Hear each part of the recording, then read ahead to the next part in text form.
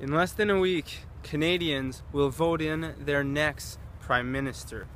Now, in order to decide which candidate is the best for that role, one way to find out is to compare the candidates to our past leaders. And not only our past leaders, but our greatest leaders, and try to find the similarities.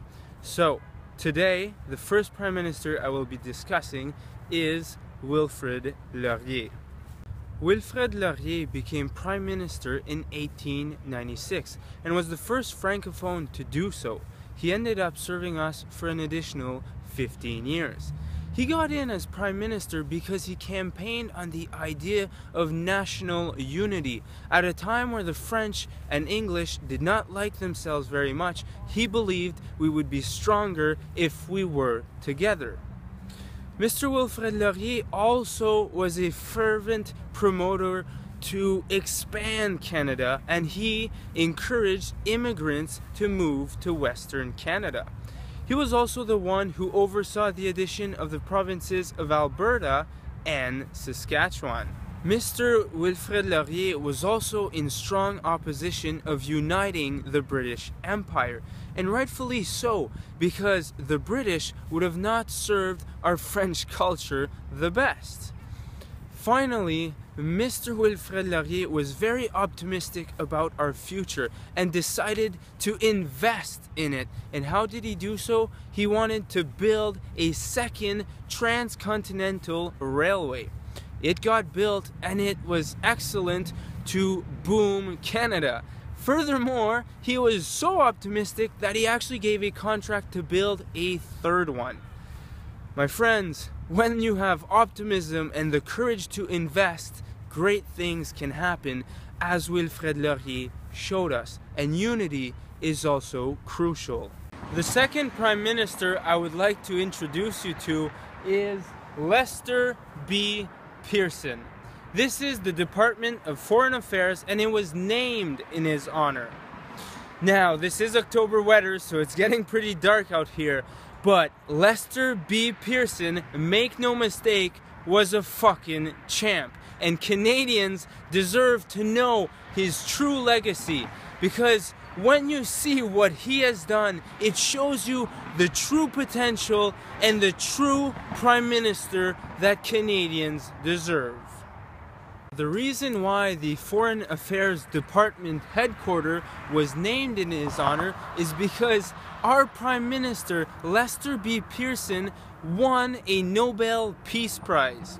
He did so for helping mitigate and end the Suez Canal crisis in Egypt. The Suez Canal is the canal in Egypt that connects the Mediterranean to the Indian Ocean. It is one of the most important canals on Earth. So you could imagine that a lot of people had interest in controlling that canal. But the canal belongs to Egypt.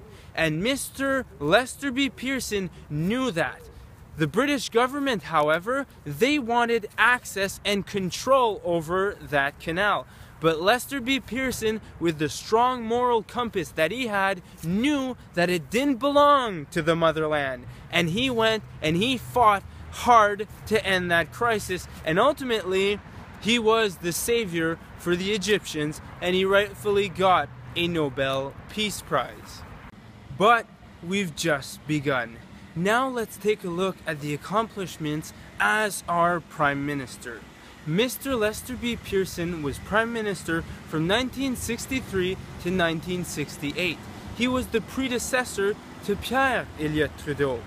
Unlike all the others, Mr. Pearson was only Prime Minister for one term, but it did not stop him from doing amazing things. First and foremost, Mr. Pearson was responsible and is the creator of our universal healthcare system that we have today.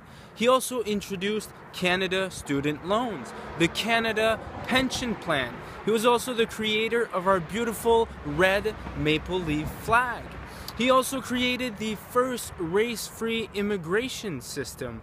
He was responsible for our 40-hour work week with 2 weeks vacation. Most importantly, he was against Canada's involvement in the bloody Vietnam War. Also abolished capital punishment, the death penalty. Mr. Pearson was an Anglophone and an Anglophone only. But ironically, he did so much pour nous, les francophones. He actually swore and hoped that he would be the last prime minister to not be bilingual. And because of that statement, every prime minister since has been bilingual. Here's the kicker. Mr. Pearson did all this under a minority government. And in one term, let me remind you. And why? Because he had a great vision, he was a great humanitarian, and he was willing to cooperate. En son honneur, je vais parler le bon français pour le prochain et dernier Premier ministre. Comme thème parfait pour cette élection, nous allons terminer notre aperçu de nos meilleurs premiers ministres avec l'honorable Pierre Elliott Trudeau. Ça va sans dire que M. Trudeau est arrivé en politique en fureur. Il est devenu membre de chambre de l'administration à Pearson en 1965 et peu après, il est devenu son ministre de la Justice. Comme ministre de Justice, M. Trudeau a décriminalisé l'homosexualité, une première à travers le monde. De plus, il a aussi légalisé la contraception. Dans un temps assez religieux, plusieurs personnes ont voulu le critiquer pour décriminaliser l'homosexualité. Mais M. Trudeau leur a répondu carrément que l'État n'a rien à faire dans la chambre à coucher. Peu après, M. Pearson a fini son dernier et seul terme comme Premier ministre. C'est M. Trudeau qui est devenu son successeur. Comme Premier ministre, il était un des seuls à vraiment engager les jeunes à voter. Et c'est dû à ça qu'il est vraiment venu une vedette. C'est de là où est venue la Trudeau-manie.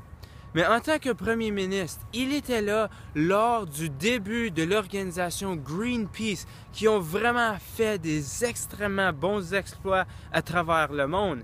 Qu'est-ce qu'il faisait n'était pas toujours correct d'un point de vue du monde qui travaillait en industrie, mais moralement, Greenpeace a toujours eu le bon compas. C'est sûr qu'il n'aurait jamais pu faire tous ces exploits s'il n'aurait pas eu le support inconditionnel de M. Trudeau. Comme j'ai dit, M. Trudeau était une vedette, mais plus important, il était un excellent diplomate et il était vraiment humanitaire.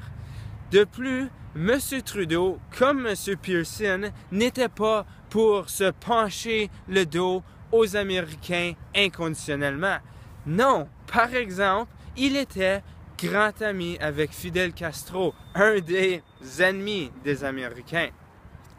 De l'autre côté, M. Trudeau a aussi fini le travail acharné de M. Pearson et a finalement rendu le Canada un pays bilingue.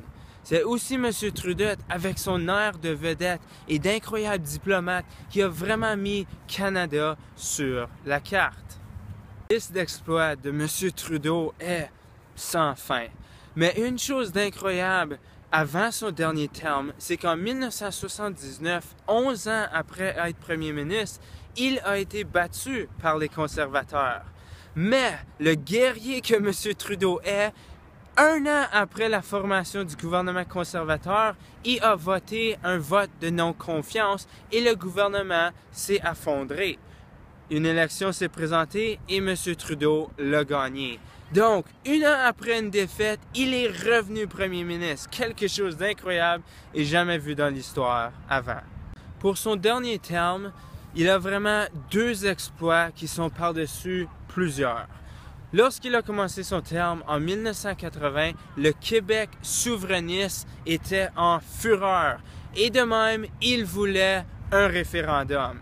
Et ils ont eu le référendum. M. Trudeau ne s'est pas trop présenté parce qu'il avait un peu de controversie au Québec.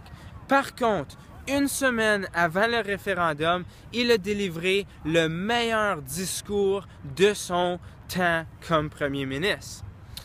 Le leader souverainiste il critiquait M. Trudeau qu'il n'était pas un vrai Québécois parce que son nom, Pierre, Elliott, était français-anglais et il le traitait d'un anglais. Dans son discours, M. Trudeau a mis le leader souverainiste à sa place et il a dit « Je n'ai pas un nom français, je n'ai pas un nom anglais, j'ai un nom canadien ». Son deuxième exploit durant son dernier terme comme premier ministre a été qu'il a créé et emporté la Charte canadienne des droits et des libertés, The Canadian Charter of Rights and Freedoms en anglais. Et cette charte est incroyable. Cette charte essentiellement garantissait que tout était pour être égal, peu importe le sexe, la race ou ton identité sexuelle. C'est dû à cette charte qu'on a pu devenir l'incroyable, puissant pays multiculturel qu'on est à ce jour. Enfin, ça c'est mon opinion de Pierre Elliott Trudeau, mais je préfère vous montrer l'opinion de son fils aîné, Justin Trudeau. Both of these gentlemen have at various points attacked my father. Let me say very clearly, I am incredibly proud to be Pierre Elliott Trudeau's son, and I'm incredibly lucky to have been raised with those values. And when we talk about the legacy that my father leaves behind, first and foremost is the Charter of Rights and Freedoms, which has defined Canada as a country that stands up for individual rights, even against governments who want to take those away. Multiculturalism that has made Canada a country strong, not in spite of its diversity, but because of its diversity. And bilingualism, which, as my father understood, Mr. Mulcair, means saying the same thing in French as you say in English. And one last thing on my father, if you'll please, Richard. It's quite emotional for me right now to be able to talk about him because it was 15 years ago tonight that he passed away on September 28, 2000. And I know that he wouldn't want us to be fighting the battles of the past. He'd want us squarely focused on the future and how we're going to respond to Canadians' needs. And that's what we're doing tonight. Finalement, je vous quitte sur cette image de père Pierre Elliott Trudeau et de fils Justin Trudeau. À l'âge de 43, Justin a fait beaucoup de développement et est devenu un homme incroyable. Et laissez-moi vous dire qu'il est prêt à être premier ministre et son père certainement en serait fier.